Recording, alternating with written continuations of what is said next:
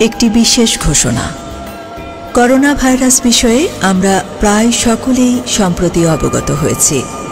বিশ্বব্যাপী ছড়িয়ে পড়ছে করোনা ভাইরাস, বাংলাদেশও এর বাইরে নয়। এই বিশেষ ধরনের ভাইরাসের সংক্রমণ নিয়ে দেশ বিদেশে উদ্বেগ বাড়ছে। একজন সচেতন নাগরিক হিসেবে আমাদের সকলের সচেষ্ট হওয়া উচিত।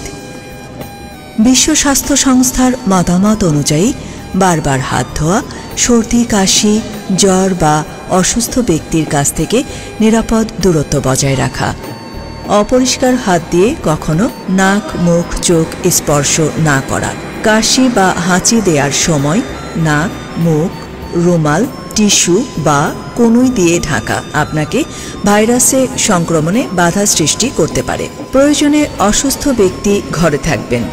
অত্যাবশ্যক প্রয়োজনে নাক, মুখ ঢাকার জন্য মাস্ক ব্যবহার করবেন। কাঁচা মাছ, মাংস ধরার পর ভালো করে সাবান পানি দিয়ে হাত ধুয়ে পরিষ্কার করবেন। ভালোভাবে সেদ্ধ করে রান্না করা খাবার গ্রহণ করবেন। জরুরি প্রয়োজন ছাড়া ভ্রমণ করা থেকে বিরত থাকুন। সকল স্বজনকে অতি প্রয়োজন ছাড়া বাংলাদেশ ভ্রমণে নিরুৎসাহিত করবেন। অভ্যর্থনায় সকলেই সতর্কতা অবলম্বন করবেন। প্রয়োজনে নিকটস্থ স্বাস্থ্যকর্মীর সাহায্য নিন।